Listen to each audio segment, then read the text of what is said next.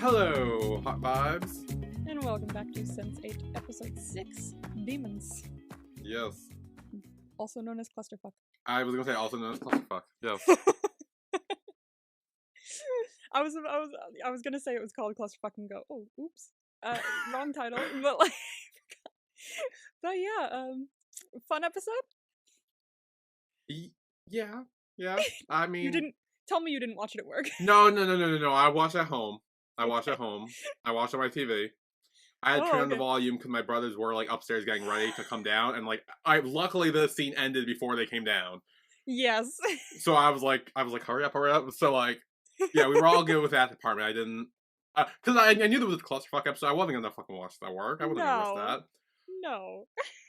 But no, yeah, no. I have things to say about this episode and things to say about the Clusterfuck in general.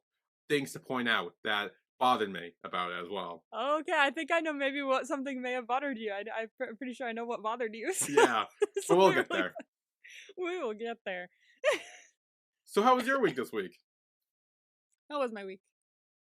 I had 2 days of work, each totaling 8 hours completely. So 4-hour days. Other than that, I just filmed, I guess.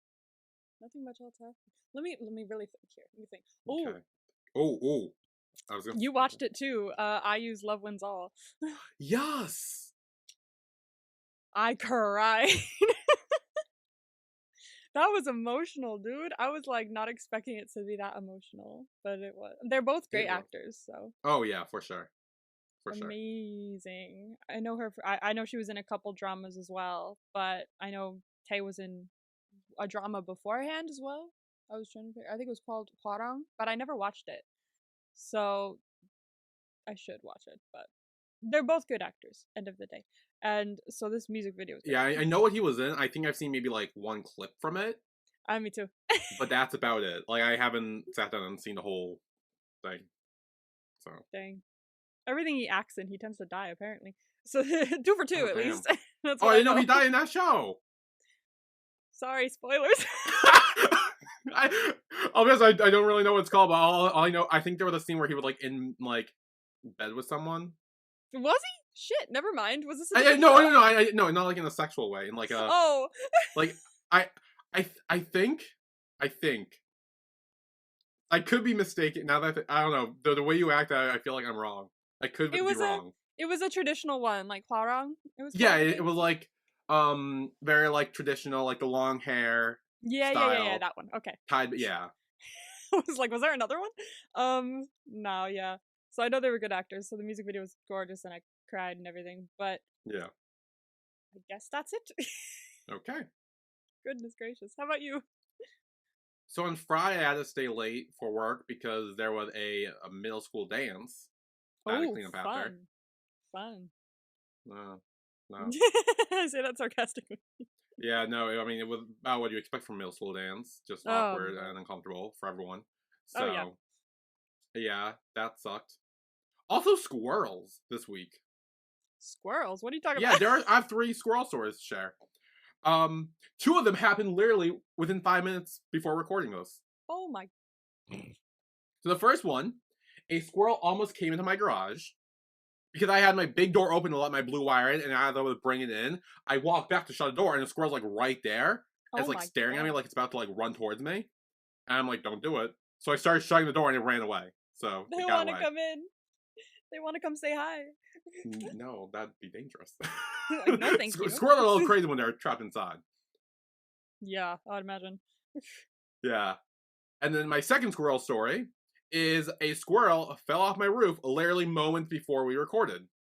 Oh my god. What is wrong with the squirrels this week? Yeah, I heard it running around my roof. I'm like, what are you doing? And then I see it I hear like a rumbling in the bush. And I look out, the squirrel's like there, like falling down into the bush and just ran off.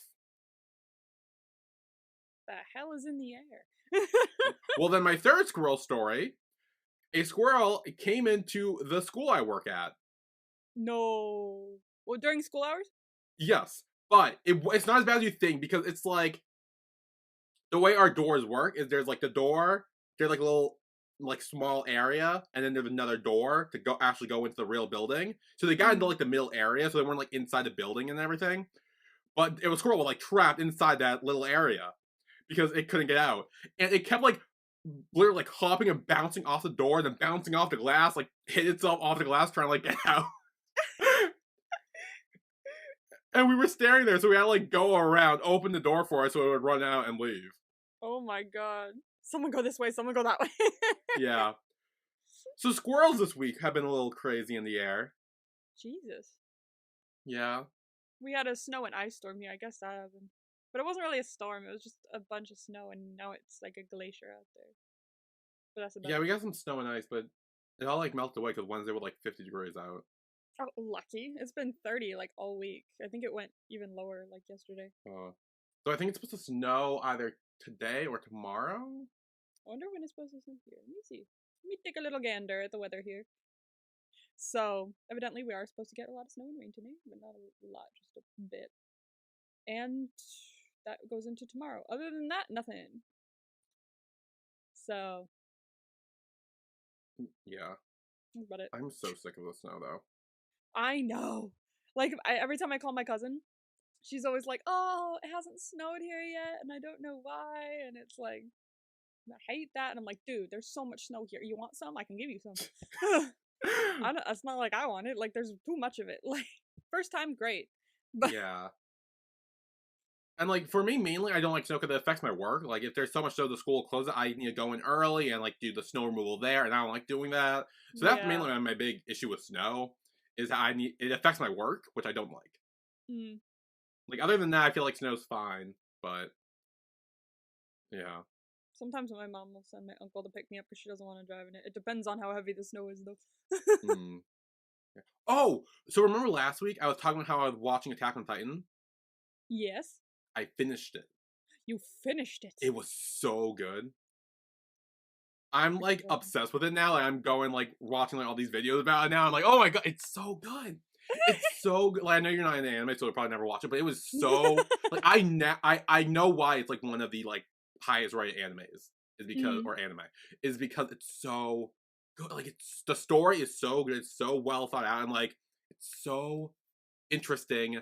Like, it's so good. The ending was great. Also, so I don't know if you know this in anime, but it's like halfway through the season, they change the intro. It's a different song, different style, like it's a whole different intro. Yeah. Cool. And the final season part 2 intro is incredibly fucking good. It is so... I have listened to it like non-stop. It is so good. Like, and if you ever listen to it, you wouldn't expect me to like it because it's very like different, but like it speaks to me in a way I can't understand, and like it hits me so hard, and I fucking love it. There are songs like... I love songs like that where it's just like you don't expect it to, but it like hits you in a way that's just like, what the fuck? Am I going to cry? It's so good. Like, it's so good. Like, even like the visuals for like that intro for the part 2 is like so like it hits. It hits. Oh. Actually, So speaking of shows, I just finished episode 7 of Cooking Crush. Ooh. So I'm like over halfway through. And let me tell you, things are moving at a breakneck speeds. Like, we are going fast. Really? Yeah. Can I just say, episode 5. Oh, wow, okay. Episode 5. Literally, episode 5. I was like, what? Okay, I'm not complaining, but continue. But also, I didn't expect to love this show as much as I did. Like, I thought it would be fun, but this is actually really good. And the comedy's really funny. I'm having a really good time with it. It's more of a comedy anyway. It's not like a, drama. It's got more comedy element in it than anything. But I'm genuinely enjoying it. Like, it's up there for me, for sure. I really like it. Nice. That's fun. It's a good time. Yeah, that's about all that happened this week, honestly. Yeah. Other than me obsessing over Attack on Titan and the theme song for that. It's like, I literally like singing it to myself every now and then, which is hard to do because there's like a screamo part in it that, which again sounds weird because I don't normally listen to screamo, but it just like it hits. It hits. Yeah. Like, I know you'll never watch or listen to it, but like, unless you decide to be one of the like, oh, non-anime fan watches anime intros, because I know those are popular on YouTube. It's So I probably don't know on if you YouTube. want to do that, but if you do, watch that. Just for the record, I Okay, can send you a list of anime intros if you need. good to know. Good to know. That will be one of them. But no, it's so good, Snazzy. so good. Congratulations on finishing a show. Yes, oh, so good. I even bought like a ring that one of the characters has, which turned into where you can like flick it up and it becomes like a little blade. Mm. And she uses it to cut herself. Um, which I now realize sounds bad, but it's not. It's not in that way. It's to cut herself so she can have an open wound, so she can transform into a titan to fight. Goodness gracious. I know, yeah. I realized how I sounded when I first phrased that about cutting herself. It's not Like, in oh, that way. it's It's cool. very good. It's very good. Don't worry. Oh, and side note, actually, Ooh, something else I discovered this week. ATEEZ went on the first show of their tour. The other dates of the tour haven't been announced, so I don't know what else they're doing. But they went on the first leg of their tour in Seoul. Good God, the budget was increased for their tour. really? Because I know I haven't watched the entire concert because I had an idea to maybe watch it for my Patreon. But oh my God, like there was like I feel like I saw a giant hand at one point coming out of the stage. There's like a tower with like an eyeball light at the top of it, like it sees everything, you No. know? And Jongho at one point was on like a spiral staircase that I saw on like TikTok. I was like, oh my God, this is like a budget. It's giving Damn. budget. So if they come here, I'm gonna be real sad because I'm saving Yeah, you probably won't be able to go. I'm gonna be real upset. If I don't they think do they'll like come an here though. if they well yeah, they will. To They've Maine? done it.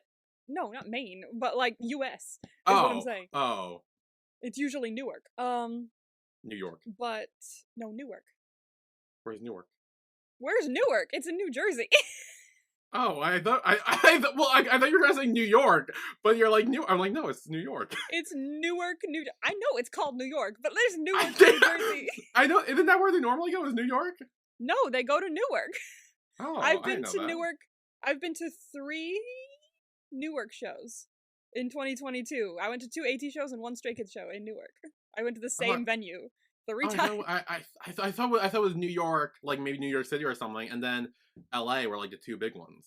It is like a 30-minute drive from New York, though, because when I took the bus to go to the last ATEEZ concert of that year, I was like in Port Authority in New York, waiting for the last bus to Newark, Mm. like my last little stretch, because I had to take like 3 different buses.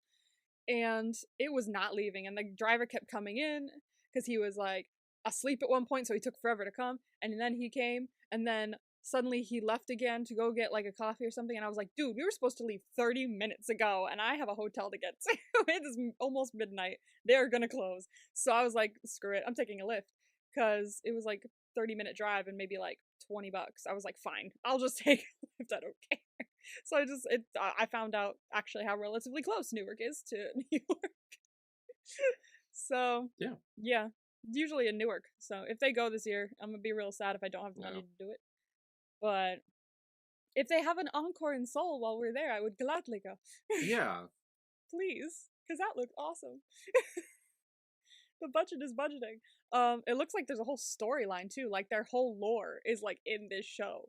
Like, I think there was one part. It might have been I might be wrong. But he's like running around the stage and then he like falls over and he's like on the and people like come up from behind him and like grab him and he's like being dragged to like the back and I was like, dude, there's like lore here. This is a drama. This is not a this is not a Oh concert. damn. This is a production. My gosh, I can't wait to watch that full concert. But I'm trying to decide whether I want to do it for my Patreon or if I just want to sit and watch it. But it looks awesome. Holy crap. Anyway, yeah, I keep finding things to talk about from this week, but honestly, nothing happened this week. Yeah. Recording and work. That's it. I'm not working at all next week. Oh really? Nope. But I have 3 8-hour days the week after. And I was like, well, that's new. I have money. This is so exciting. Yeah. Let's get into Sense 8, Episode 6, Demons. Mm. Did you pick up on the other mention of demons in the show other than the obvious one for the title? Well, the like, obvious one when Kala was talking to Wolfgang? That is the obvious one. Okay, And then then there's no, I another did one. not get the other one. You will get it once I get to it. Well, you'll be like, oh, okay. So it's not as obvious, but it is Okay. another reason that the show is called Demons. Or this episode. So with this episode, we start with Will and Riley, and I love this scene. Oh, this was cute. It's so cute. It's so interesting, and I love that someone finally had the idea to like, hey, let's exchange phone numbers. Yeah, because it's like, yeah, we'll make sure we're actually real people. Exactly. So we see Riley sitting in the pub drinking a beer, and we see Will walking across a bar that's filled with fellow cops. So they're both kind of in their own areas, but they're both in bars, drinking establishments. And Will comes across Riley, and they meet, and they're talking. They were like, "Oh my gosh, I was just thinking about you." It's like, that's so weird. I was thinking about you too. So that kind of, it's like, so that's how we met up. And it's kind of getting easier for Will to let it happen rather than to make it happen, like Jonas was telling him. Yeah. So they're sitting there sharing a beer together simultaneously in both bars, and they're introducing each other and kind of talking about their jobs. And Riley's saying she's a DJ because he's like, "Oh, are you a musician?" And she's like, "No, I'm just a DJ." He's like, "That's still really cool. That's awesome." Yeah. They're wholesome and cute, and I fucking love them. And Riley asks, "Are we going crazy? Because I don't know what's going on." And Will says, "You know what? I have an idea. Give me your phone." And he puts his own phone number into it, and he says, "So, you have no way of knowing this number. So if you press dial and this phone rings, then we've got some confirmation here." And she does, and it rings. And they're like, "Oh my god, this is so cool." And so Will, being like, "You know what? I need to go a step further to make sure we're not crazy. I'm going to take this over to the I like this part. This part was smart. This was very smart. So he takes the phone over to Diego, is like, "Something's going on with my hearing. Can you answer this for me?" And he answers it. And she's like, "Is Will there?" And he says, "It's some chick with a weird accent." And she's like, "Weird accent?" But he also says she sounds hot. And she's like, "Okay, I like it." Yeah, she's like, yeah, fine, fair. Actually, thanks. And so he's like, yeah, thanks. He takes the phone back. And when he says, I think it's safe to say we're not going crazy, you can hear the time delay echo in the phone. I noticed that. That was so cool. I love that.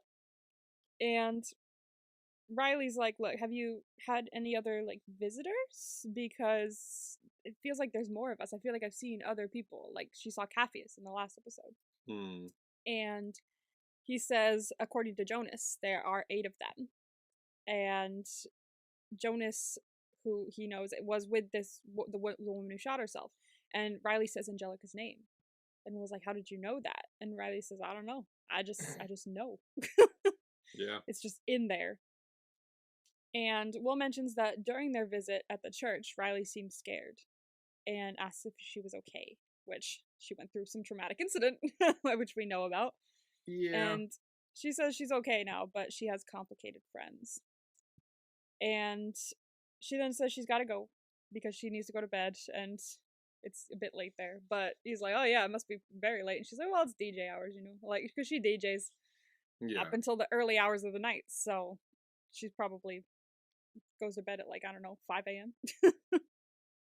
And we kind of get a glimpse of what Sun is going through before we actually go to her. We see her walking through the building, her father's company.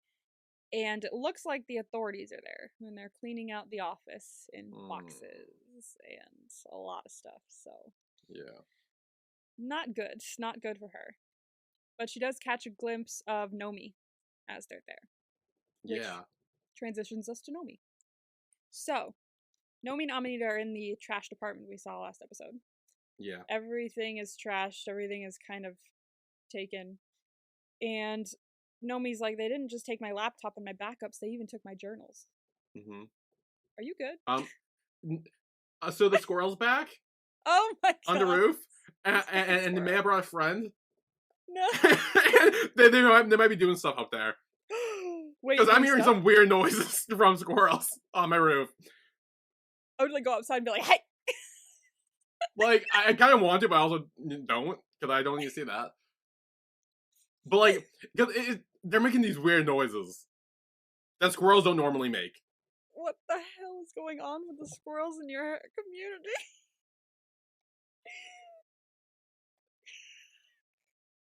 Oh my What? god, screaming. It's like, ah, ah. I'm like, holy shit. What the?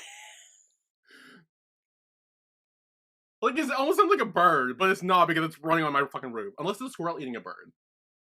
Do you have, like, squirrel food up there? What is going on? I'm gonna go check, actually. Make sure a bird's not dying. Let's make sure no one's dying. Okay. So there are squirrels doing it on my roof. And Ah! there's another squirrel on my neighbor's garage just sitting there watching.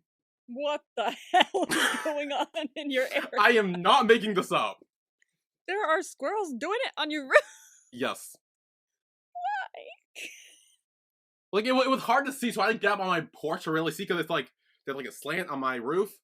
And so, like, they're right here on the far side, on the opposite end. So I couldn't really see, but I did see, like, motions going on. Oh god. So I need to listen to that till they leave. But I think it's raining now, so hopefully they take this to a tree or something. Why can't they do it in a tree? Like, what the? Yeah. So, anyway, continue. Oh god. Okay. So just know if I start looking up or, look around, it's because there are squirrels doing it on my roof. The squirrels are having an activity. Gotcha. Yeah. They heard we were talking about the clusterfuck, and then they wanted. Yeah, to they got inspired by it, and they're like, you know what? Let's get it on. They got inspired. Okay. So, Nomi Namanita, as I said, they returned to their apartment in the last episode, and it was trashed and pretty much destroyed. And they start looking through everything to see what they could find that was, untouched. And Nomi realizes they didn't just take her laptop and her backups, they also took her journals, like her private journals. They took, like, everything. So this is, like, weird. This is... Have I theorized yet that Whisper is behind all this? Oh, I don't think you have. I mean to say that, because I thought I did already, but I guess not. Yeah, I feel like I guess knows that Nomi's one of Angela's, like, children or whatever, and was like, Whisper was just like, get on this, I guess, and lobotomize her, and that's my big theory right now, because this seems way too excessive just to be a regular lobotomy procedure. Exactly. That's how I was like trying to instill that in you a little bit. I'm like, this is weird, right? This is not just normal hospital stuff. I think I meant to say like 2 or 3 episodes ago, but I guess maybe I didn't, and then I realized I should probably voice that. So, it's a little excessive, no? A little bit. Little bit. So they're stressed, obviously, and even the sofa's ruined. So they go to sit on that, but it's so trashed in there. And Nomi says, like, this isn't fair. This is ridiculous, and that she didn't do anything. And Amanita's like, you're right, you didn't do anything. And Nomi kind of realizes in this moment, what's happening to them is not gonna stop. And she looks at Amanita like, this is gonna stop. Something has to be done. And Amanita's like, oh no, you have that look in your eye. So Nomi wants to do something to stop it, because they're not gonna stop unless we make them, because they're just gonna think they could keep doing what they're doing. So they need to work on something to go against them. So they decide to kind of find a place where they can trust people and prepare to fight back. And Amanita says, shit just got real. So they're gonna work on fighting back, because they're being attacked from every angle here, even their house. Yeah. I can't say words today. Next, we finally go to Sun, and we see what she's now going through.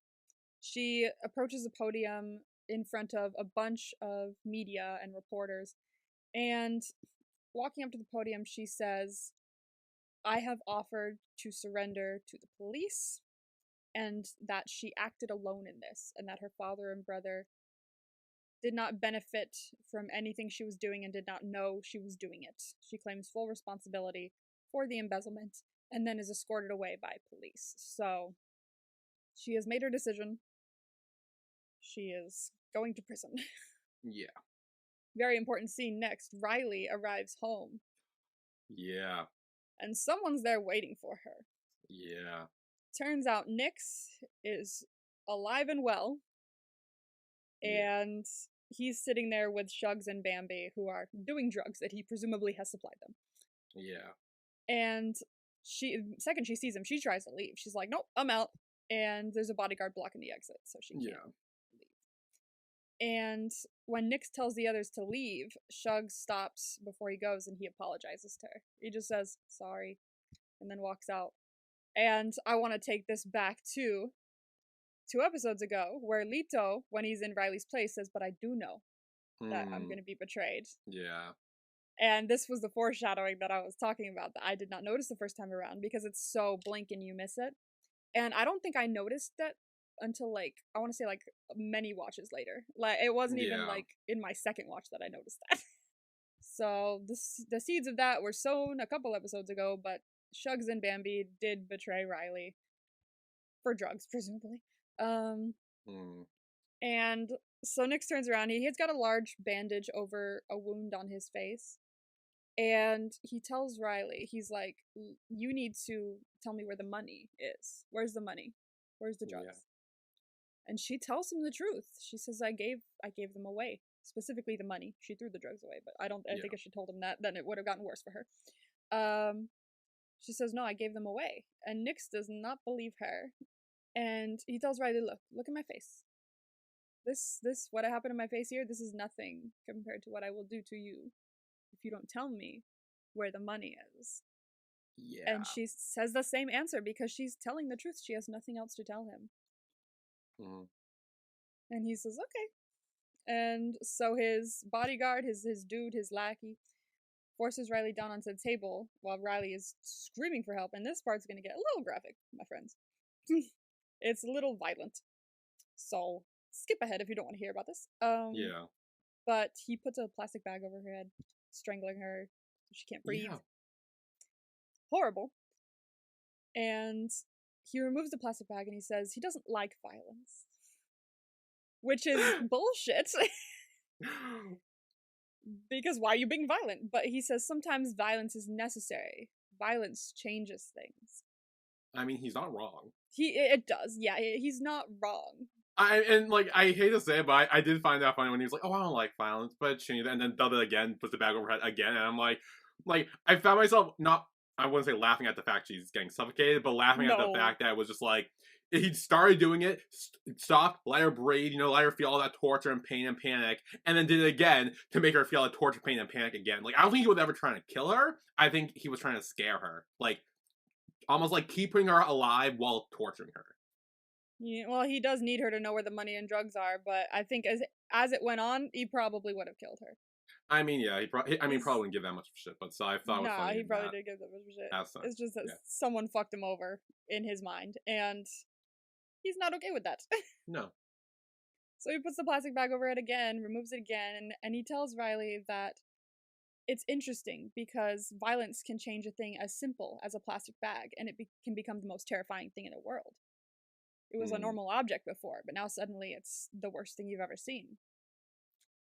And putting the plastic bag over her head again and removing it again, he then asks Riley one more time where the money and drugs are, and Riley still replies with the same answer, the truth. She doesn't have it. She doesn't know where it is because she'd given it to the blind man. Yeah. And so he puts the plastic bag over her head again. And as he does that, we cut to Will, who suddenly has a tough time breathing. Yeah. Poor Will. He's still learning. Because as he starts fighting back, he ends up fighting back against some of the cops in the bar that are trying to help him. Oh, God.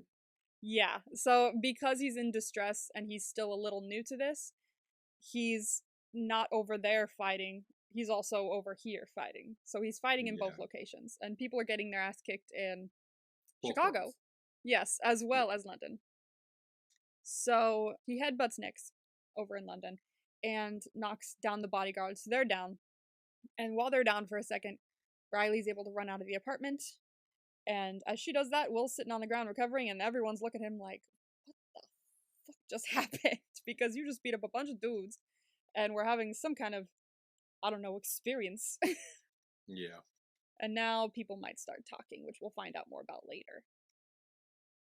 So, back with Nomi, we see Nomi and Amanita arrive by taxi at a house. They go and they knock on the door, and it turns out to be Amanita's mother. And I love this woman. She's amazing. I feel like she's gonna die. Oh, you feel like she's gonna die? I don't know why, but she gave me strong ma'am vibes from Never Let Me Go. Ah, Like yes, two yes. people kind of like on the run or run into like a mother of one of theirs, and like, she's taking them in, trying to protect them, figure out what's going on, and then will die to save them or something. So And so she's now that's the being put theory at I risk. had, mainly because we just watched Never Let Me Go, and that was fresh in my mind. But Gotcha. just putting that out there, I feel like she might die. Calling it now. Yeah, with them there, now she's at risk, right? Yeah. I see that. A good theory. So she invites them in. She's like, "Thank God you called. I'm always here." And so they go inside, and they're now staying with her. And so now we have Kala. The last time we saw Kala, she passed out at her wedding Yeah. after seeing a dick. So Yeah. so she finally wakes up in bed, and her whole family is sitting there watching her. She's like, "Hello? What happened?" And her father says, "Oh, we've just been sitting here watching you all night quietly. We just were worried about you, and we're glad you're okay." And she says, I'm fine, I think." And Kala thanks them again for, because they say that your well-being matters the most to us. So Hmm. we just want to make sure you're all right. She said, "Thank you Yeah. again, but I'm pretty sure I'm fine." And her father says, "Well, as long as you're fine, Rajan is waiting downstairs to talk to you." Yeah. And Kala's like, "Oh no." She covers her head with the blankets, like, "I don't want to deal with this right now." But she gets up to get dressed, and as she's rummaging through her closet, she finds a lot of men's clothes, and she's, "What is this? What is ew?" Yeah. There's boxers in here, and I don't know whose they are. And while she's looking, we see Wolfgang off to the side watching her, like, "Why are you in my room rummaging through my closet?" And she doesn't turn around yet, but she hears his voice first, and he goes, "Hey." And she's like, "No, why are you back again?" Yeah. She turns around, and a naked Wolfgang is in her bed. Yeah. She's like, "Why are you always naked?" I was gonna say he gets naked a lot. Yeah, and we find out a little more, and this is like, he says Germans aren't that uptight about nudity. Yeah, and I think we So talked about it last week too, where like we did. with I the mentioned that like, he's gonna talk about yeah. it. Yeah, and that's probably why. But Kala is like attempting to leave, and apparently she can't for some reason. I guess the doors are locked or something. She's locked the door. Well, it She's looks like she unlocked. locks the door to talk to Oh, maybe that's what it is. Wolfgang. I wasn't 100% sure what that was, so maybe that's what it was. She locks the door and is like, "Okay, you ruined my wedding." And he said, "No, I didn't. You didn't want to marry him anyway." Hmm. "I know that." And she says, Look, you, that's not for you to say. You don't know me." And Wolfgang says that, "You didn't want me to say it, but I knew you were thinking it." Yeah. "Come sit with me." She says, "Okay, I think I know what this is. Gods are angry with me, and they've sent some perverted naked demon to stress me out. You're always naked." And Wolfgang says Germans aren't uptight about nudity. And Kala says it's about decency and privacy, not nudity. Hmm. And Wolfgang's like, "Okay, then why did you look?" I mean, he's got a point. He's got a point, and we know she did look, because when her eyeline went down, so did ours. Yeah, So you could probably tell from top up that he was naked without looking, but she went to sneak peek and then she fainted. she looked. She took a look, and she said, "No, I didn't. I didn't look." Yeah. "You sure about that, Kala?" And Wolfgang says, "From the first moment I saw you, I wanted you. And I know you feel the same. I don't know how, but I know you feel Hmm. the same." And she stares at him, and she says, "Oh my god, you are a demon." I love her. She's just Was so because stressed. she knows he's right. She knows he's right, because he can feel it from her mind. And so it's obviously true. And so she's trying to deny it consistently. She's like, "I swear Yeah. I don't." It's like, "Okay, sure." So with Lito, Hernando, and Dani are watching a lucha libre match. I do not know much about wrestling or fighting, because it's not really my thing. But they're watching some sort of boxing fighting match. Yeah. And Hernando is analyzing the artistic significance of the match. He's very into art. He's very into the meaning of things. And he tells Dani that the match is a Manichean. I hope I'm saying that right. Manichean drama? Manichean? I might be saying that wrong. Let me know what it is, guys, if you know. But it's about good and evil, and he says La Parca Negra, which is the fighter dressed in black, symbolizes the oppression that we're afraid to face, the fear that we're afraid to face. And in the ring, La Parca Negra gets knocked down, and Hernando stands up, and he's like, "Ah!" He's having a great time. And when he stands up to cheer, Lito whispers to Dani that Hernando sees everything. He analyzes everything. He puts so much thought into everything, and that's what he loves most about him. And I love them. And when Hernando sits down, Dani's like, "You love this," and he says, "I love art. I love all forms of art. Even this is art. The fight in the ring is a reflection of the struggle in our minds." And he says that everyone has their own Parca Negra. Parca Negra. I'm trying to use my tongue more. And that it represents the thing that stops us from becoming who we are meant to become. And that they must defeat him to feel peace. He puts so much thought into it. It's so beautiful the way he sees the world. And everyone's standing up and cheering, and Lito's happily watching them. But then he looks around and he sees a masked guy in the aisles, and he seems to be watching them. Off to the side. Any theories on what that might be? Is that the dude whose name I forget? The dude was Dani's ex? Yeah, Dani's ex. What was his name? Joaquin? Suddenly, Joaquin, thank you. Oh, that was, I wasn't sure that I was right or if I was thinking of something else. You were right, it was Joaquin. Okay, I yeah, Joaquin. forgot. I think it's Joaquin. Yeah, it was Joaquin. So that's good theory, good theory. Either way, some scary dude is watching them. So that's a little stressful. Yeah. But it's a blink and you miss it kind of thing. So Lito dismisses it and he goes back to watching them. So back with Kala, who is coming downstairs to talk to Rajan. Rajan is eating... Oh, gosh, how do you pronounce this? Pratra ni machi? It's a food. Obviously. But I'm gonna see what this is, because I know I pronounced that very wrong, and I would like to be informed. It's a very popular Parsi dish in which fish smeared with generous amounts of green chutney and then wrapped in a banana leaf. Interesting. Cool. Steamed fish topped with a chutney and wrapped in a banana leaf. Okay, yeah. Okay, so that's what he's eating. His patra ni machi. Machi? I would like to learn some of these languages at one point. And Kala says that it was her father's grandmother's recipe. And he talks about how absolutely amazing something as simple as a recipe and something as complex as DNA can span generations and be passed down from person to person. And Kala mentions that her great-grandmother was actually a terrible person, and apparently she hated the way that her father Sanyam cooked the patra ni machi. And Rajan talks about how hard it is for a woman with obvious talents to get recognition the same way her father did because he's a man. Can I just say, Rajan is a top-tier human being. Like, why doesn't she love him? Like, my God. I know. He's literally the most wonderful human on the planet. Like, holy shit. It's so sad that she doesn't love him because he's literally amazing. And Kala, Kala's thinking about it and she says, "You probably hate me." And he says, "Why would I hate you?" And she says, "Well, I ruined the wedding, you know?" And he says, No, you didn't. Honestly, I think it was a good thing that happened. She says, "Why?" He says, "Because their wedding will be special and different. Everyone else always has the same story with their wedding. But I can say, when I tell our kids this story, that their mother took one look at their father and fainted straight away. And that they should still get married because he loves her and he can't wait to marry her. He thinks it'll make their wedding even greater. Now they can do it in a special way." So she smiles because this is a very sweet thing to say, and I think her smile was very genuine.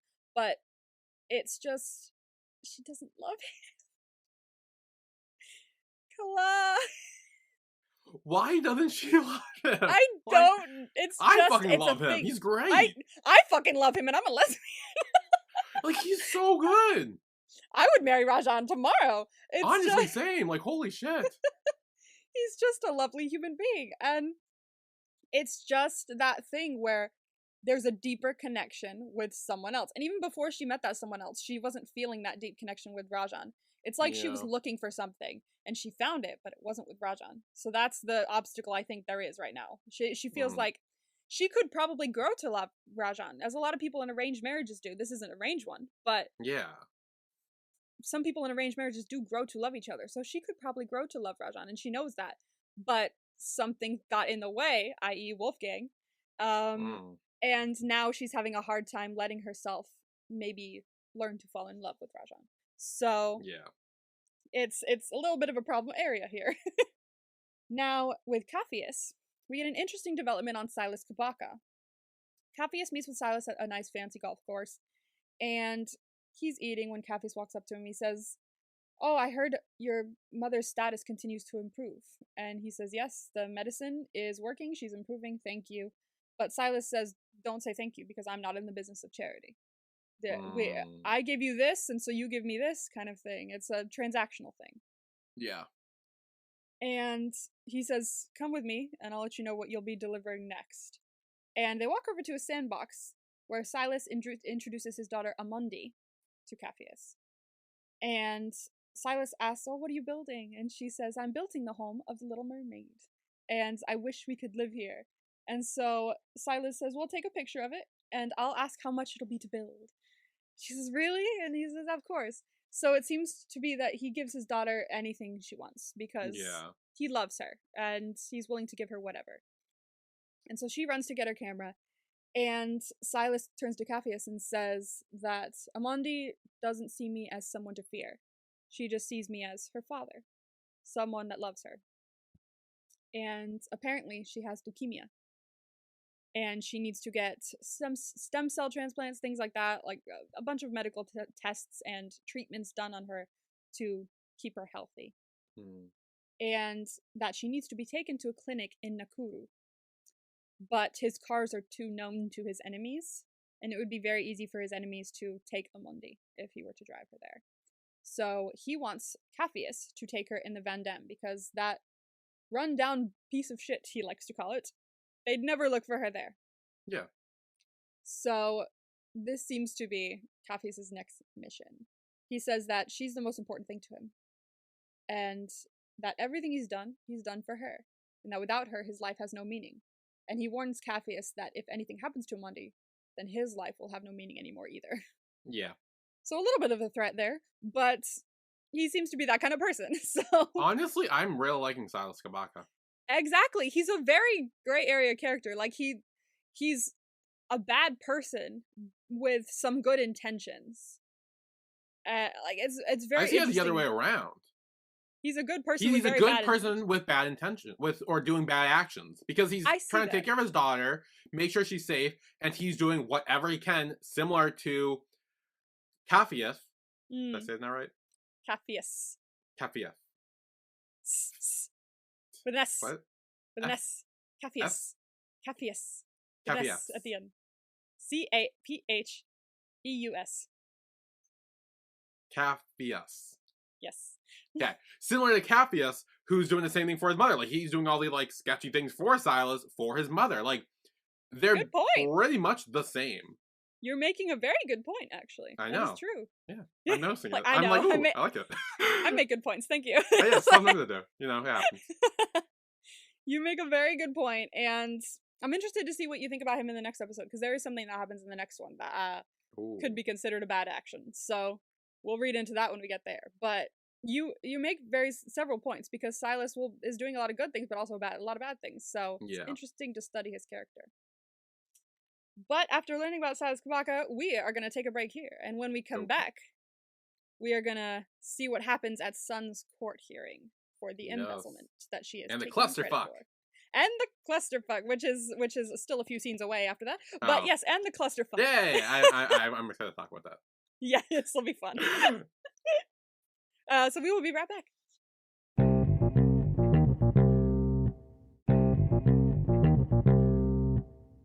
Okay, so we are back with Sense8, Episode 6, Demons. Yeah. the second half, which includes the clusterfuck. Yeah. We will get there. Okay, we'll get there. We will get there. First, we are with Sun, and she's at her court hearing for the embezzlement that she is not at fault for. And the attorney's saying Sun has cooperated, and she's signed the confession and everything, and she has no record, so she should be, totally fine to go on bail, because then we can properly prepare her case. She wants to go through a trial, so there's a latitude in can't say this word. Sentencing. Yeah, there you go.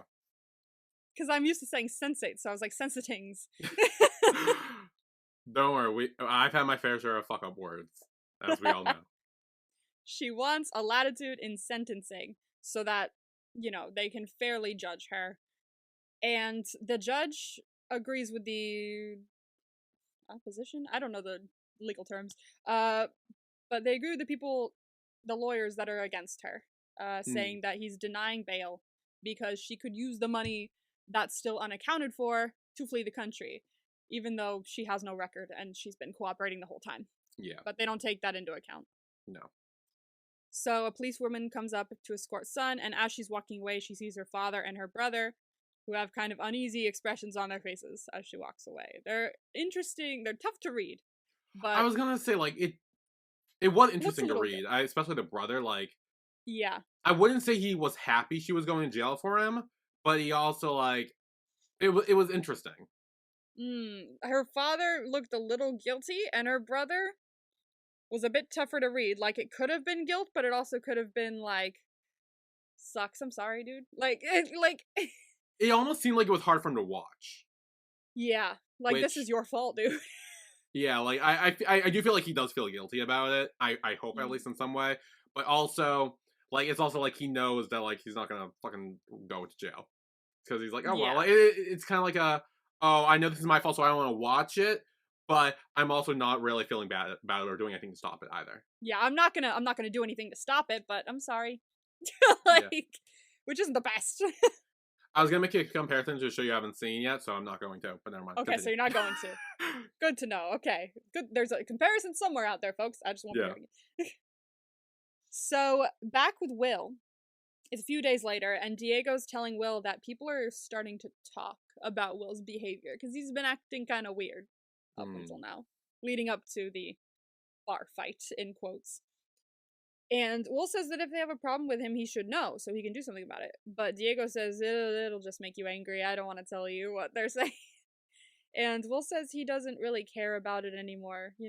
A lot of shit's been going down, and he doesn't give a fuck anymore. Diego says... Girl, let me start that over. Diego says that Will should start caring, because the way people are talking, it's not great. Like, something bad could come from this. And Will kind of was thinking he was crazy a few days ago, and to people who aren't sensates, probably does seem crazy. So he asked Diego if he thinks that Will's crazy. And Diego says, yeah, but I like him crazy. I really like Diego, I'm not gonna lie. I really like him. I like Diego. Diego's pretty great, and while he likes to, rag on Will and things like that, they have a very brotherly relationship, and they're very close. So, back with Capheus, he returns back to the Van Dam, and it's full of passengers, it's ready for the day, and Jella's like, there he is, let's get going, but Capheus says all the passengers have to get off, because the van's been chartered for private use.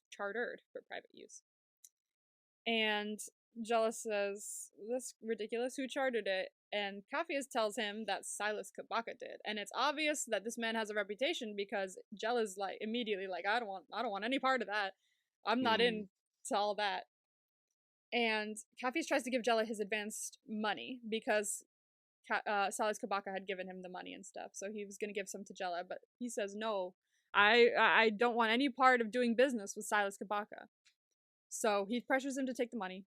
Presses him, at least, to take a share of the money, saying that Silas's money, he needs it for his mother's medicine. And so he could use it for his family as well, because he has a wife and kids as well. So that's something we learned about Jella, which is nice. We get some of his story. So Capheus gives him the money and leaves. He doesn't want any more word in it. The Van is being used. All the passengers have to get off. Now, with Lito and Sun, this is a very interesting scene. I like the way they did this. Yeah. But it's also stressful. Yeah. Deeply uncomfortable. So Sun is being processed as a prisoner. And first we see her kind of in the shower area. She gets ordered to remove her clothing, shower, so she can change into the prison uniform. And Sun says, but there's no door, there's no curtain. And she says, well, you gave up your right to privacy as soon as you got here. Yeah. You're a prisoner now. So. Yeah. Yikes. Yikes, yikes, yikes. So she's being treated in a way that we know she shouldn't be treated because she didn't do anything. Mm. And at the same time, simultaneously, Lito is being interviewed by a TV reporter on the set of his movie. And she's asking him questions about the movie and just about him as well in general. And then we see Sun after showering. She's also getting asked a series of questions by the medical guy, I guess, the doctor at the prison, to kind of get her history. And he asks her about her sexual history. He's asking her a lot of invasive questions, so we know this is not a great place for Sun to be in. Mm. And she says, I haven't had sex in a while. It's fine. And I have none of these. I have no HIV. I have no PrEP. None of that. Because he's asking her about all that. And Lito and Sun kind of switch places sporadically and are getting confused by the other interviewers' questions. Because the one interviewing Lito is asking about his family. And she says, what about my family? Because touchy subject for her right now. Yeah. And the man in the prison is saying, okay, remove your underwear because I need you to squat over this mirror and cough just in case there's anything under there. But he looks a little skeevy when he does it. He looks like he's enjoying himself. Yeah. Which is gross. It's just gross. And Lito immediately is like, whoa, I'm not doing that. I'm not here for that. Because this was not part of the interview question before. And he switches back to the movie set that he was on, and she's confused. She's like, you're not doing what? What do you mean? And he says, oh, he recovers very gracefully. He says, oh, that was an actor, that's a line in the movie. And so I responded with an actor's reflex. I like that. That was good. It was very graceful recovery. Yeah. Very smart. And he says, let's try that again. And she says, okay, yeah, no problem. So she then asks him, you know, you've been in many a steamy scene. You're some of the steamiest scenes we've seen on television and film. So what is your secret to being a great lover? And he delivers this beautiful, eloquent answer about love and being intimate with your partner. Says you have to be selfless, putting their needs above yours, but you must also be selfish. You have to want someone so much that becomes similar to the need to eat or to breathe, and that this is when desire becomes love. And I love that. That's beautiful. That's romantic as fuck. I was gonna say, yeah, that's really nice to hear. That's very romantic. So this comes from how much he loves Hernando, because we see kind of a scene interposed where they're having a good time. Yeah. And making love, we shall say. And so it shows how much he really loves Hernando and how he feels towards him when he delivers this speech, because he's pulling from his own experience. And back with Capheus. Capheus's Matatu, his Van Dam, is parked in an alleyway. He's waiting for Amandi to show up. And Silas's cars pull up. She gets out. She gets into the van. And they say hello to each other. And their relationship is already kind of sweet. And it shows that Capheus really treats her with respect and very nicely, which is not new for us, because Capheus is just a nice person in general. Yeah. So of course he does. Of course he treats her nicely. And she says, no, you have to call me Diana Prince. And he says, oh, Wonder Woman. She says, shh, it's called a secret identity for a reason. That was cute. Very cute. He says, okay, I'm sorry. So he then starts the van and drives her to the medical center. We have reached the point of the episode. Okay. The clusterfuck begins. Okay. Starts off. Okay. I will get into this as much as I can without freaking out. It's fine. Trust me. You can do it. I have faith. I can do it. It's fine. So first we see Nomi and Amanita. They're in bed. They're waking up. And Nomi's feeling it. She's feeling herself again. You know? Okay, side note. I'm sorry to cut you off right now. But side note, is Amnia's mother around at this point? Because like this is her house, and like I don't know if she's out getting groceries or something, but like that was my first thought. With really now, like in like is her mother around? Like I that was my first note. So continue. Just She could be around. But honestly, knowing her mother throughout the rest of the series, she probably doesn't care. She's like, go ahead. You know, like, see, she seems to be that kind of person as someone who knows her. I mean, but I still feel like that would be awkward for like the like Amanita and Nomi being like, oh yeah, my mom's here, it's fine, you know. Like it's that I feel like it's that kind of household that lets anything happen. You know, it's like fine, whatever. You're an adult, have fun. And also, fair. she loves Nomi. Like the mom loves Nomi. So No, she's like, yeah, no, I know it's nothing with like the relationship itself. yeah. I feel like having sex with your parent in the same house or like being able the possibility of them hearing it would like just be very uncomfortable for me at least. True. As we go through the show though, you'll find out a little more about the mother and Amanita's father. As we go through that, you'll start to realize, oh, this is a very freeing kind of household. You could do whatever the fuck you want here. So it's that they go into that with that mindset. Okay. So they're comfortable, they're fine. So they start having a nice time, and Nomi is like, I don't know if it's because I still have my mind or if it's because you saved me, and that's kind of hot. But she's feeling it. Yeah. And so they're having a fun time, making love, things like that. And a song begins to play, and the song is called. Can you guess? I didn't pay attention to the song, I'll be honest. A lot of other things were going on. I didn't really listen to the song. It's okay. Take a guess. Take a guess. What do you think it's called? Well, I don't think it's called Clusterfuck. Though that would be a great name for a song. That's not called Clusterfuck. Would it not? I'm just saying. I feel like in this instance it would be more fitting. This is our not as obvious hint towards something. Oh, is it called Demons? It's called Demons. Congratulations. Well, I played song called Demons during a clusterfuck. Well, I don't know. It's just called Demons. It was a nice song to play, so they just picked. But I just that was another reason why the episode was called Demons, because the song is called Demons. So that was the other thing. After that, we cut to the song is still playing, so we know the scenes are connected in a way. Yeah. And we go to the gym. Will is at the gym. He's working out with Diego, and Diego sees some girls. He's like, "Hey, looking good, ladies, strong."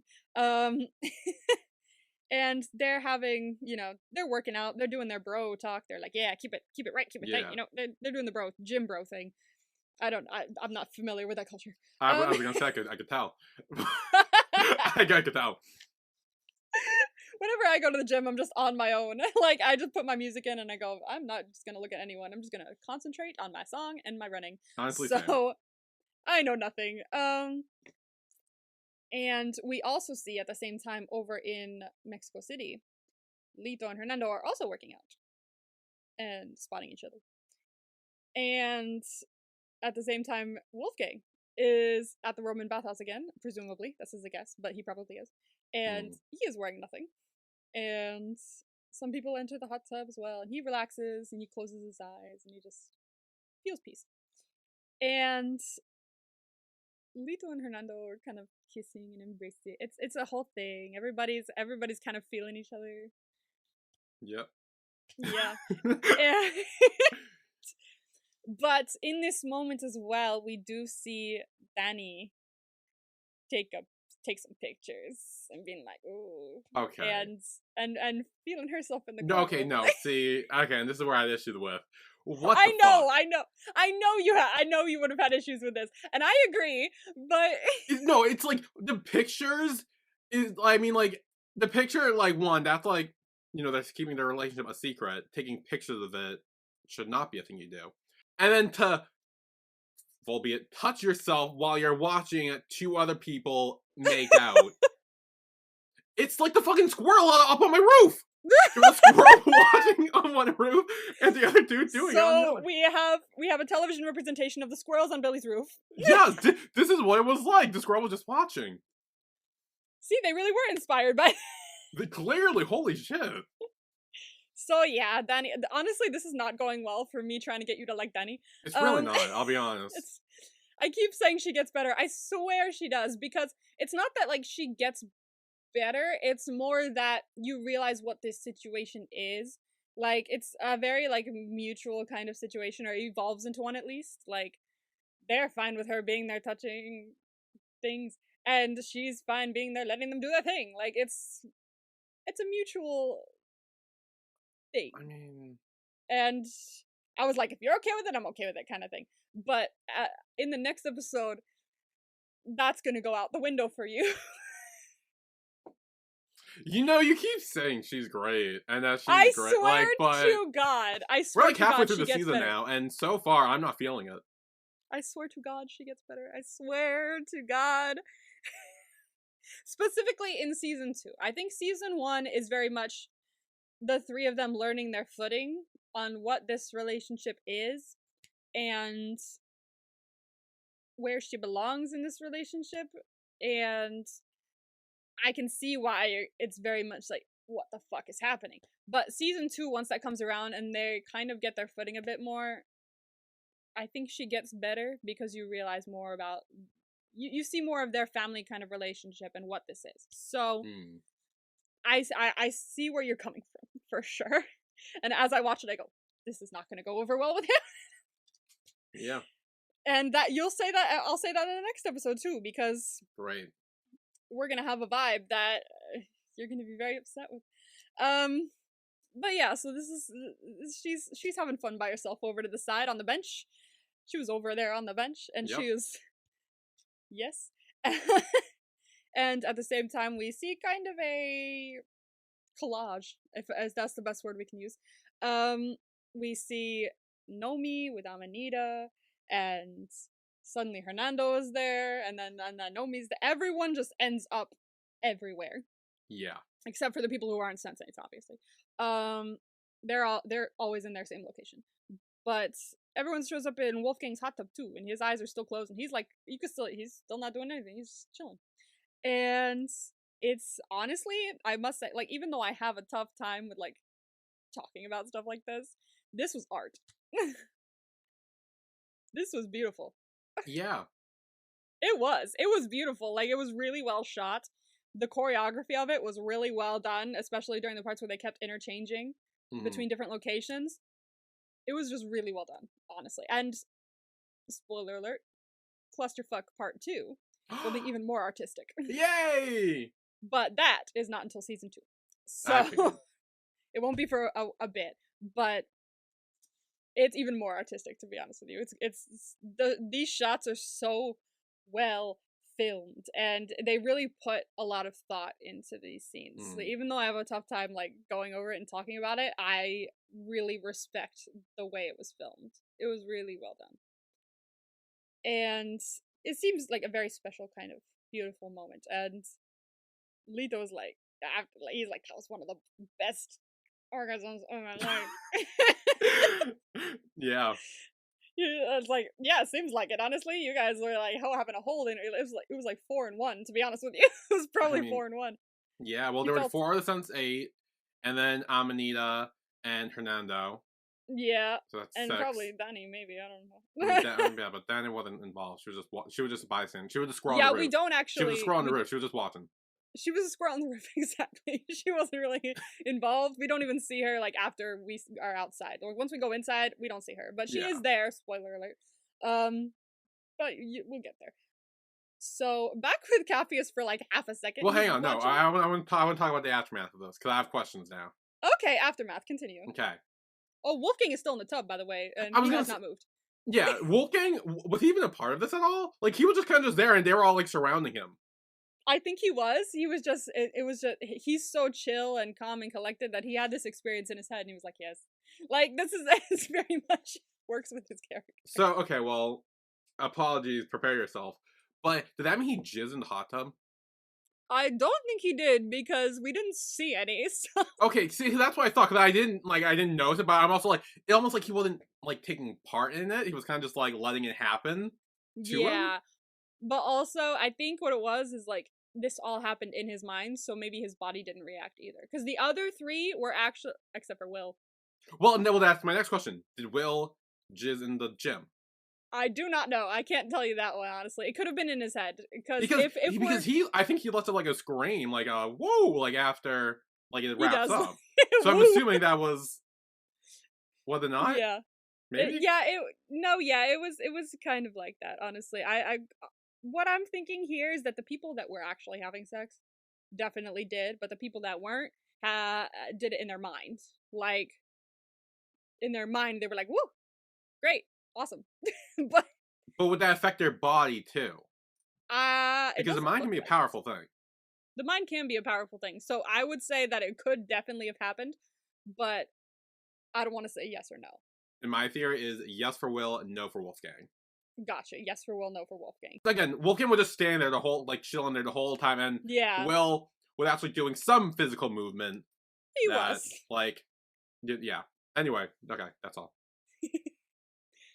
So that's kind of it for the clusterfuck. However, we also see Caffey's in his van watching Van Damme movie, and he looks down and he's kind of confused for a second, and I think he's also kind of feeling.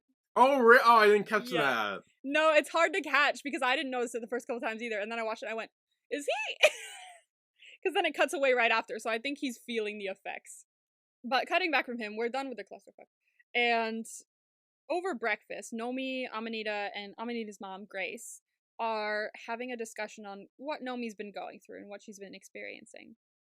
And Nomi's wondering, why am I connected with other people that are so different from me and not ones that have minds that are more in sync with my own? That's what I'm wondering. And Grace suggests, because she teaches evolution, so she knows a little bit on the subject, or she can at least theorize. And she suggests that just like evolution thrives from diversity, Nomi benefits from connecting to people different from her.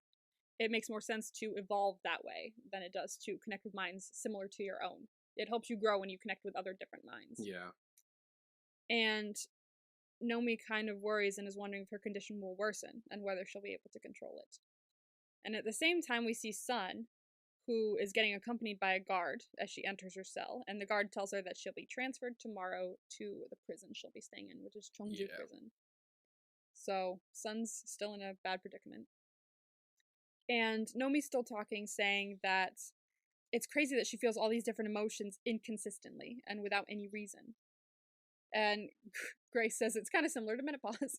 Oh, yeah, I was like, I mean, fair. Fair, honestly, yeah. Hormones and all that sucks.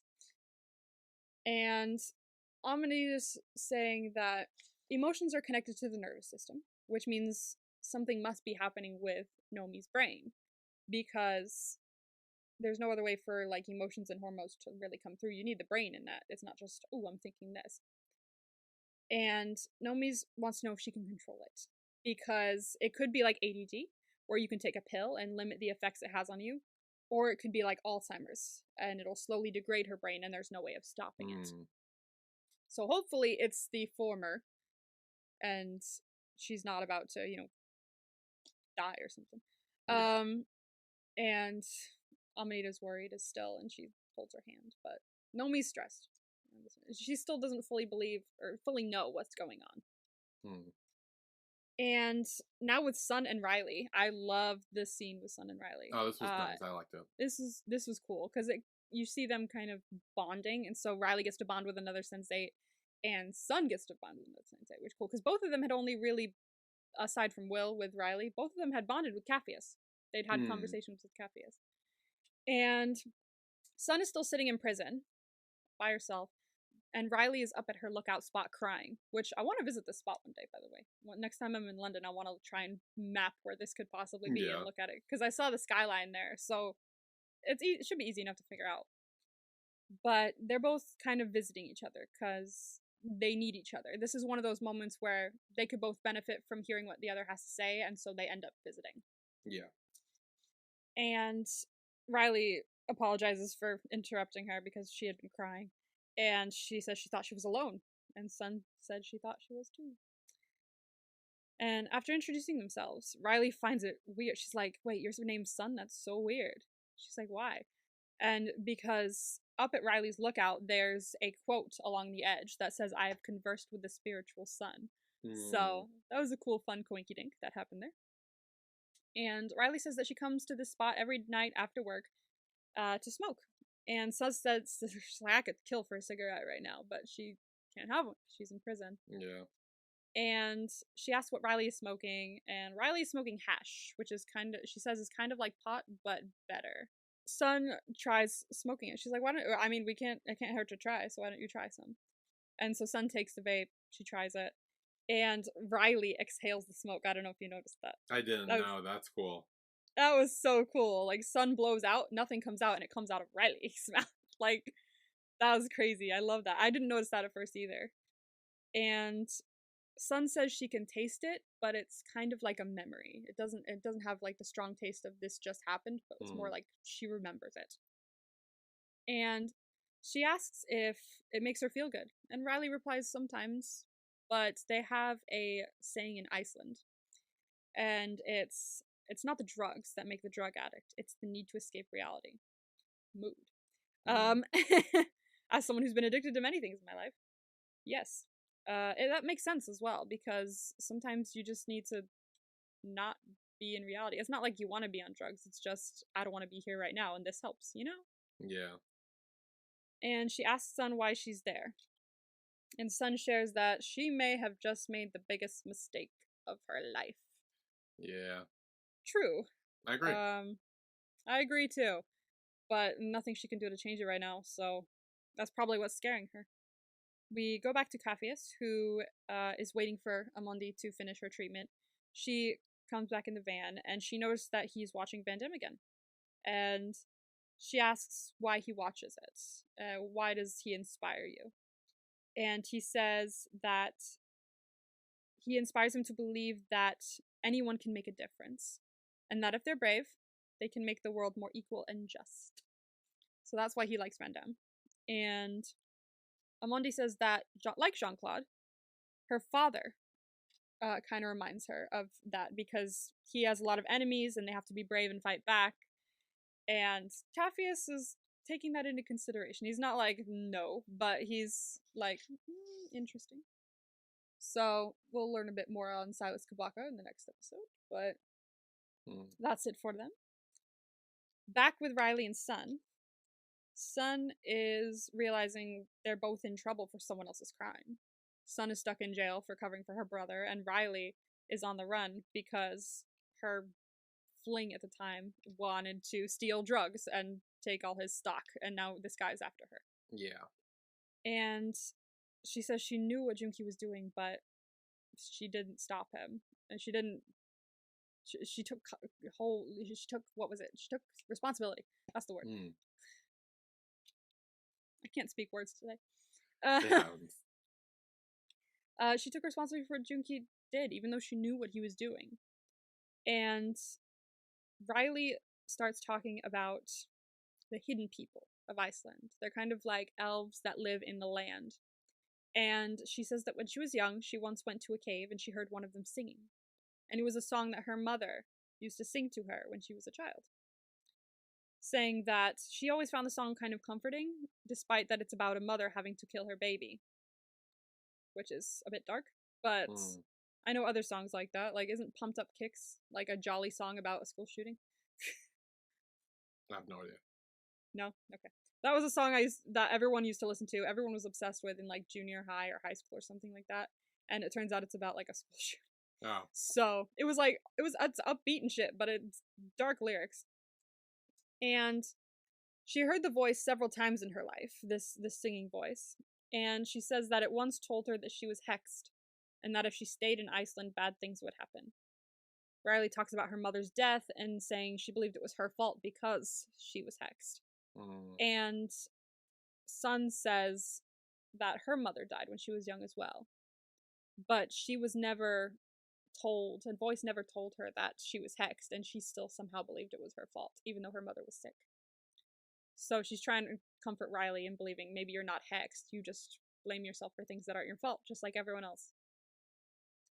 And Riley says she wants to go back to Iceland. She wants to go home. She wants to see her father, because life is not good for her right now, and I think going home would be good for her. Mm. And Sun says she should, but Riley's afraid. And Sun tells her not to be afraid since she's safer there than where she is now. True. And Sun's saying, tomorrow I have to go to prison.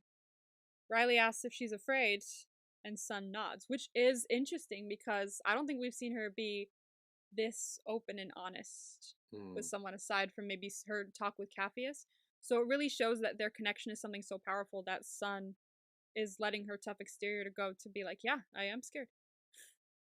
Absolutely.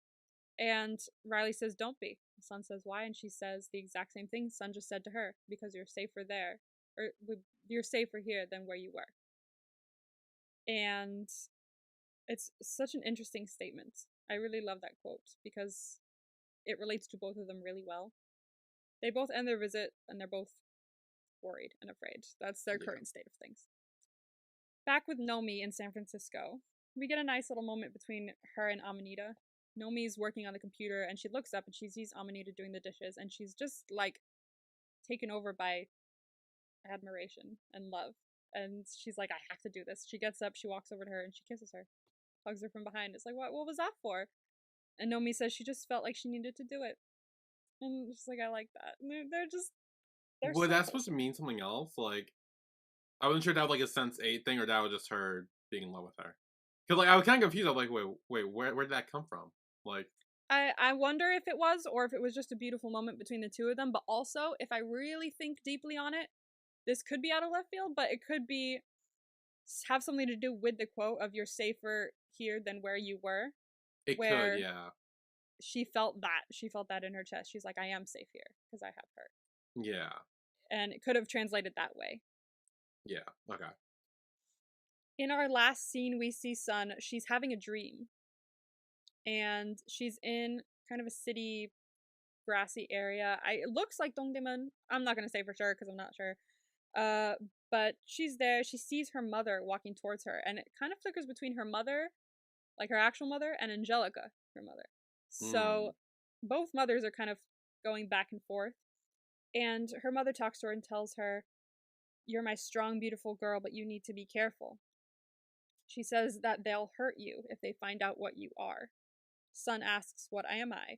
And in a final moment, Angelica takes her mother's place and whispers to her, the future. Ooh. Which is a great ending to an episode. That's one of my favorite ends to an episode yet, to be honest with you, because it's so like, what does that mean? But Sun wakes up in the prison cell. She had been crying, and that's where it cuts. So that's where our episode ends, in a very ambiguous, what could this mean kind of thing. Very interesting ending. Who's your MVP for this episode? I think I got mine. 3, 2, 1. Will. Rajan. Ooh, Will. Okay, why'd you choose Will? So there was a scene at the beginning where he, was smart enough to be like, hey, Diego, answer this for me. See if this is a real person or if I'm going crazy. And then later he does help Riley, like, fight when she's getting suffocated. He breaks her out of that, kind of saves her in that instance. Also, he's part of the clusterfuck, so I had to pick him. I had to pick someone from the clusterfuck, so that was mainly my pool of candidates. Yeah. Had to. Great. I picked Rajan because I just really loved him saying, stuff about women have it harder than men, and I feel like they have to work twice as hard to get recognized, which is ridiculous. And he also said, like, I love you so much, and this is why our wedding will be special. He always looks on the bright side of things, and he loves Kalas so much, and he's just a great person. So I wanted to choose him for that one, because I really liked that scene. Looking more into it, rather than just him talking, like I had seen before, now that I sat down, watched it, and really analyzed it, I loved that scene. I think it was really well done. So that is why I picked Rajan. Alright, shall we grade you on your last one? So, the episode is called Demons. I gave you 2 choices as to who this would include, and you said Sun or Wolfgang. And Wolfgang you got right, because it was like one of the moments had to do with Wolfgang. Yeah. Not Sun, though. She was not even in the clusterfuck. I would have given it to you if she was in the clusterfuck. Yeah. But no, I know. No. But I don't grade you on that anyway, so that's not included. But And as I told you last week, this included there were 3 sensates that this was spread over. Yeah. And the 3 that I noticed most in this were Will, Riley, and Sun.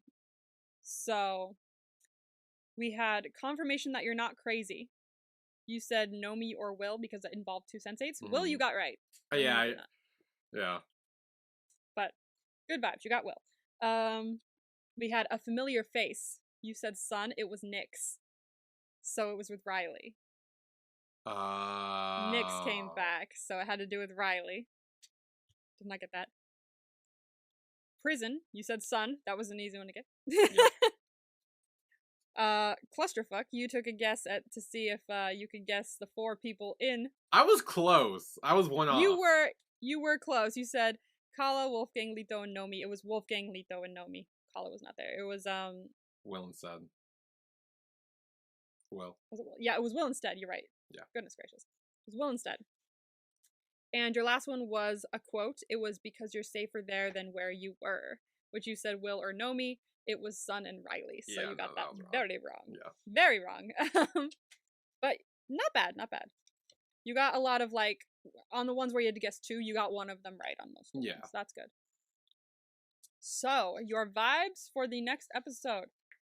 Your next episode is called WWN Double D. WWNDD. Mm-hmm. Do you want to guess what it means? I'll be honest, the first thought I had was Ed, Ed, and Eddie, which I'm sure you don't know what that is at all, because of the character named Double D in it. I do too know what Ed, Ed, and Eddie is. You did? I'm sorry, you're like, oh, I never grew up watching cartoons or animation or anything like that. Well, I still grew up in the 90s. Well, I didn't know that. Well, I mean, I did know that, but I didn't know you fucking knew, I watched some stuff. I knew Ed, Ed, and Eddie. I would watch, Cat, Dog, Rugrats, all that fun stuff. I know cartoons from, the 90s and early 2000s, but after that, no. Okay, well, okay. So that was my first thought, which I'm sure has nothing to do with the WWNDD. It does not. No, they do not talk about Ed, Ed, and Eddie in Sensei.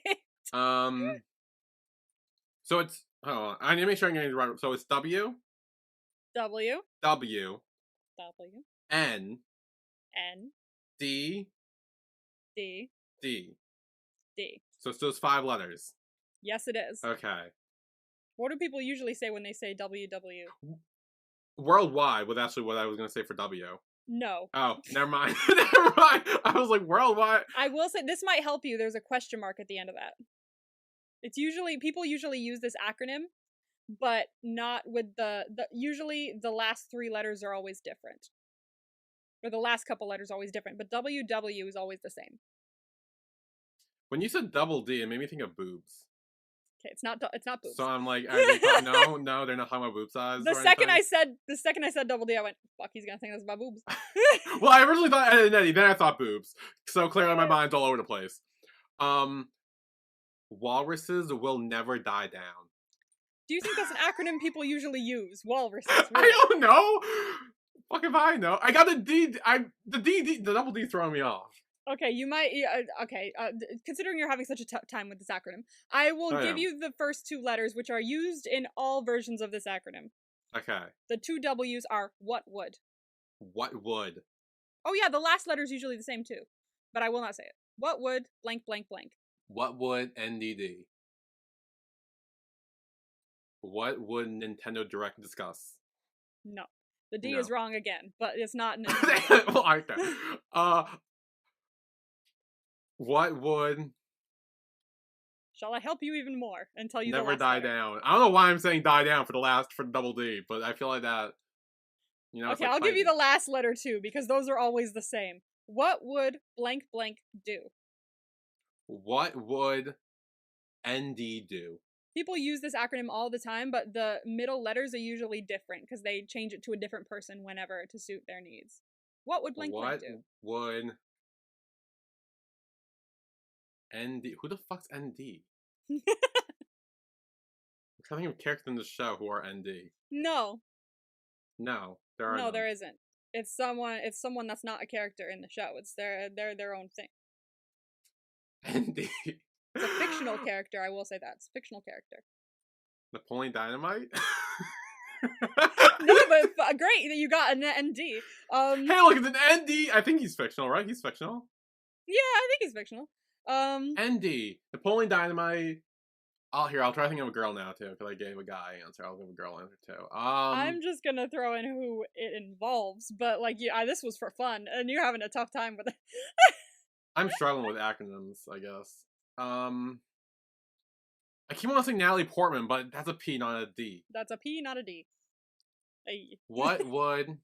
I can't think of anyone who starts with N now. I feel like you know who this is because they're very culturally, like, known as a fiction. They're very known as a fictional character. Like, they're used in, like, I feel like they're used in conversation sometimes. I swear this is a character that isn't unknown to most people. Can I look up, like, ND initials? Yeah, go for it. This was for fun, but you can do that. Fictional characters with... How do you spell initials? I-N. Oh, I-N, not E-N. Initials ND. Did that actually give you anything? Well, no, now we're in... Okay, we got O... we're in the O's. So I got... Why are you in the O? A-D... B... Where's ND? I gotta scroll. Oh, ND, okay. That makes no sense. I can't believe there's a website for this. Oh, Napoleon Dynamite's on here. Hey, there you go. Nancy Drew. Oh, Nancy Neil Drew, Diamond. you say? Nancy Drew, you say? Sure. Okay. Yeah, okay, so I got Nancy Drew and Napoleon Dynamite. Okay. That's are my answers. That was just for fun. Who do you think it includes? Which is also kind of. I don't fucking know. Oh my god, pick who's a a sensei. detective? Oh, Will. Maybe. Alright. Because he's like a police officer. He's a detective a little bit. Alright. I feel like we're talking about both Nancy Drew and Napoleon Dynamite, so I feel like we're good. Okay. Okay. Okay, so your first actual vibe, because that was the Oh trick. god, we haven't even started We haven't even started yet, dude. Is bug. Bug? Bug. Are we talking bug the insect or like bugging someone with a wire? Honestly, kind of neither, but more the latter. Then Will. It more involves the latter. Yeah, so but it's neither. I'm still gonna say Will. You're gonna say Will, okay. I feel like you're saying that's wrong, but I don't care. I spent like 10 minutes trying to figure out WWNDD. Okay, next we have Bodyguard.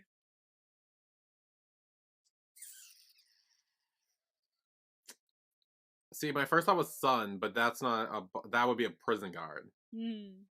A bodyguard would probably go to someone famous. So probably Leto. Because he's famous. A colorful flashback. A colorful flashback. Yes. Who's colorful? Who's colorful? I mean, maybe Nomi? Maybe Nomi? Maybe Kala? Yeah, which one you want? I'm gonna say Kala. You're gonna say Kala, okay. Alright. Next we have pictures. Pictures! You're making a face like I shouldn't be struggling, but I am. I'm making a face because of what pictures means. Oh. Are they nudes? Is that why you're cringing like that? Are they nudes? It should give you a hint as to what me worrying about what these pictures are. It should give you. They might be nudes. Okay, so they're nudes. But of who? Of who? Oh, well, I mean, fucking Wolfgang clearly had no problem with nudes. So yeah. You're shaking your head no, like you're trying to warn me about this. So maybe not him. I told you earlier that there would be a vibe you're not happy with. This fucking bitch. I swear to God! I swear to God! Oh my, it's fucking, oh my god. Fuck off. Dani's It's not on purpose. It's not on purpose. What a fucking bitch. No, don't say that about Dani. I will fight till the end for her. Really? So far from what I've seen, she fetishizes a gay relationship, take pictures of them while they are in the moment, and apparently maybe leaks them, apparently to give my vibe next episode, and then also touches herself as they are doing stuff. She doesn't leak them, I'll say that now. Okay, she doesn't leak them. But they get leaked because she took them. I feel like they're getting leaked. I'm just gonna write that. Oh, maybe that's why Lito needs a bodyguard, because he gets, like, that whole thing comes out, and then it's like, oh, I have theories now. Oh, God. Okay. God. Your last vibe. Oh, that's not, oh, that wasn't the last one. That wasn't the last vibe, that was just a stressful one. You have one more vibe, and I wrote this down before I realized that there is also something at the end that construes this, but I will explain. Someone who isn't a sensate gets shot, but I realized that someone else also gets shot in this episode. Kind of. Actually, yeah, a couple other people get shot in this episode. God. Okay, someone who isn't a sensate, but is friends with a sensate. So one of the sensates, you know, friends or other person or like... Yeah, so like a partner. Someone we've seen who isn't a sensate with a sensate. Yes, who is positively linked to a sensate. One of their friends, one of their family is shot. Other people are also shot, specifically with the later Are they also outside the sensate? Yeah, they're also outside the sensates, but they're not like linked in a positive way. Like they're not friends or family. So it's more, this was more specifically to talk about a specific scene where someone who isn't a sensate gets shot that is a friend or a family member. So my first thought was Amnia's mom, because I said that from the beginning. I was like, oh, I feel that. But now that we're talking about other people getting shot too, I'm leaning more towards the likelihood of it being Diego. Oh, Diego. He is a cop. Odds are if they're hunting down someone, maybe. Like, I feel like he has a lot more likelihood of doing it. So I still think statistically, Amnia's mom is gonna die. I don't think it would be right now. Okay. Because you said you really like her, so unless she's in like the whole next episode and it's just great that episode then dies at the end or something, I don't see that happening. So I'm gonna say Diego. Okay, Diego. That is locked in. All of your stuff is locked in. We will see how you did next week. Great. Probably poorly. I will say you did good on some. Some were more obvious than others. Well, one you were like spelling out to me, and I still couldn't get it. I was spelling it out to you. I was like, dude, I've already mentioned this. I did that last week too with the bag, or like 2 weeks ago with the bag. I was like, dude, the bag. I already mentioned the bag once. Yeah, like, oh, right, the bag. The bag. So yeah, that was Sense8, episode 6, Demons. Join us next week for episode 7, WWN Double D. Yay. See you then. See you then. 5-1.